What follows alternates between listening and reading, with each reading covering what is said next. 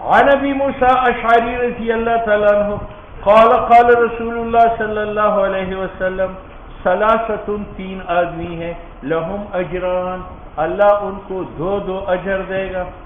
رجل، ایک وہ آدمی، من اہل الکتاب، جو یہودی یا عیسائی ہو، آمن بنبیہ، جب اپنے دور میں موسیٰ اور عیسیٰ پر ایمان لائیں گے، وآمن بمحمد، اور آپ صلی اللہ علیہ وسلم پر ایمان لائیں گے، تو اللہ اس کو ایمان کے دو اجر دے گا۔ دوسرا، والعبد المملوک، اور وہ عبد جو کسی کا مملوک ہے، اذا ادا حق اللہ، جب وہ اللہ کے حقوق ادا کرے، وحق موالی، اور مولاؤں کی حقوق بھی ادا کرے، تو ادائی حقوق کے بدلے میں اللہ اس کو دو اجر دے گا۔ تیسرا، ورجل کانت عنده امۃ، مروت کے پاس ایک لونڈی ہے، یتعها، اس کے ساتھ مباشرت کرتا ہے، فأدبها، اس کو اخلاق سکھاتا ہے، فأحسن تأدیبها، اچھے اخلاق سکھاتا ہے، وعلمها، اور اس کو علم پڑھاتا ہے، فأحسن تعلیمها، اچھی امور کی تعلیم دیتا ہے، ثم آتقها، پھر اس کو آزاد کرتا ہے، وتزوجها، اس کے ساتھ نکاح کرتا ہے، فله اجران، اس کو بھی دو اجر ملیں گے۔ تو تین آدمی ہو گئے جن کی خصوصیت یہ ہے کہ ایک عمل کے بدلے ایک اجر ملے گا یا دو ملے گا؟ دو۔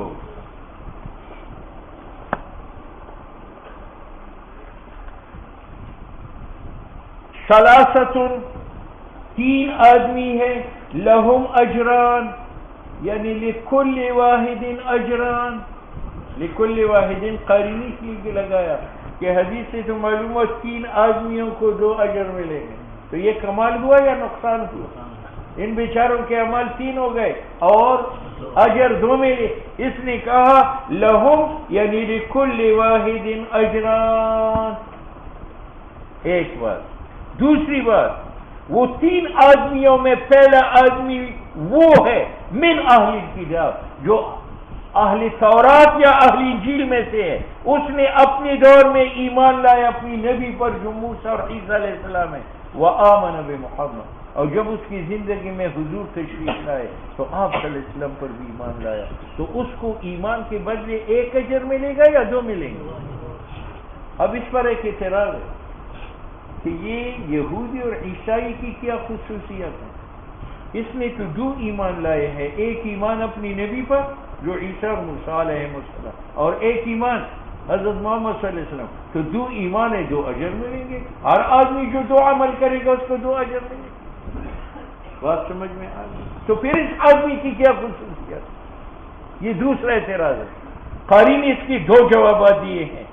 ایک جواب یہ دیا ہے کہ اس کا معنی یہ نہیں ہے کہ ایک اجر ایمان بھی موسیٰ پر ملے گا اور ایک اجر ایمان بھی محمد صلی اللہ علیہ وسلم پر ملے گا، نہیں، ہر ایمان کے بدلے دو دو اجر ملیں گے، ایمان بھی موسیٰ پر بھی اور ایمان بھی محمد صلی اللہ علیہ وسلم پر دو اجر، ٹھیک ہے۔ ایک دوسرا جواب یہ دیا ہے کہ جب آپ صلی اللہ علیہ وسلم کی بعثت ہو گئی تو انجیل منسوخ اور تورات منسوخ، اور منسوخ پر عمل باعث ثواب نہیں۔ لیکن اس آدمی کی خصوصیت یہ ہے کہ جب اس نے ایمان بھی موسیٰ اور ایمان بھی محمد صلی اللہ علیہ وسلم پر لایا تو وہ منسوخ ادیان پر جو ایمان تھا وہ بھی اس کے حق میں باعث ثواب ہے، حالانکہ منسوخ ہونے کے بعد وہ قابل ثواب نہیں ہے، لیکن اللہ نے اس کی یہ مراعات کی کہ جو منسوخ دین ہے اس پر بھی جو تیرا سابق ایمان تھا وہ باعث ثواب ہے۔ اب خصوصیت حاصل ہو گئی کہ اس کو منسوخات پر بھی ثواب مل رہا ہے، ٹھیک ہے۔ دو جواب۔ والعبد المملوک، دوسرا آدمی جس کو دو ثواب ہے، وہ عبد جو کسی کا مملوک ہے، اذا ادا حق اللہ، خدا کی حقوق بھی ادا کرے، نماز روزہ ادا کرتا ہے، گناہ سے بچتا ہے، وہ حق موالی، اور اپنے آقاؤں کی بھی حقوق ادا کرتا ہے، ان کے کپڑے دھوتا ہے، ان کا کھانا پکاتا ہے، ان کی جان مال عزت آبرو میں امین رہتا ہے، تو اس غلام کو دو اجر ملیں گے۔ یہاں بھی ایک اعتراض ہے، وہ یہ کہ اس بیچارے نے دو عمل کیے، ایک خدا کی عبادت اور ایک مواری کی خدمت، تو دو عمل کے بدلے دو اجر ملے. یہ تو ہر آدمی جب دو عمل کرے گا وہ دو اجروں کا مستحق ہے، پھر اس عبد مملوک کی کیا خصوصیت؟ ٹھیک ہے، اس کے دو جواب.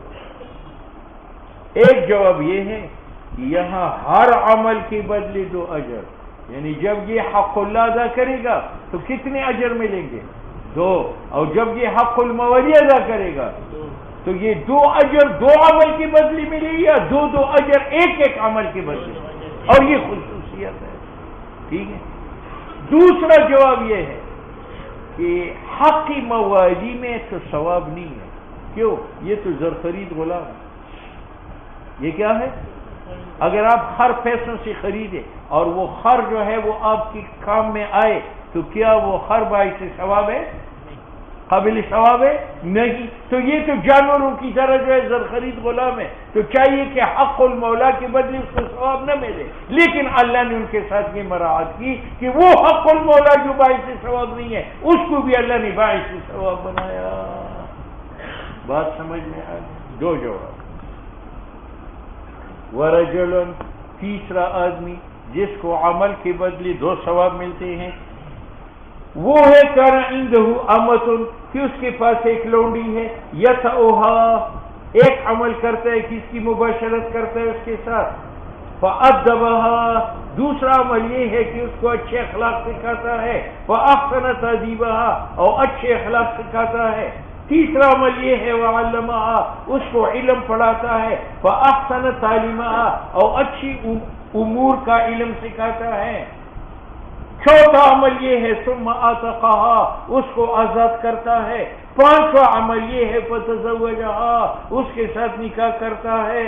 فله اجران، اس کو اس پر بھی وہی اعتراض ہے کہ اس کے ساتھ تو زیادتی ہو گئی.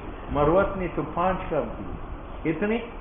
ایک تو یہ ہے کہ یتعوها، دوسرا یہ کہ ادبها، تیسرا یہ ہے کہ علمها، چوتھا یہ ہے کہ اعتقها، پانچواں یہ ہے تو چاہیے اس کو 10 اجر مل جاتے ہیں، لیکن یہاں اس کو 2 اجر ملے.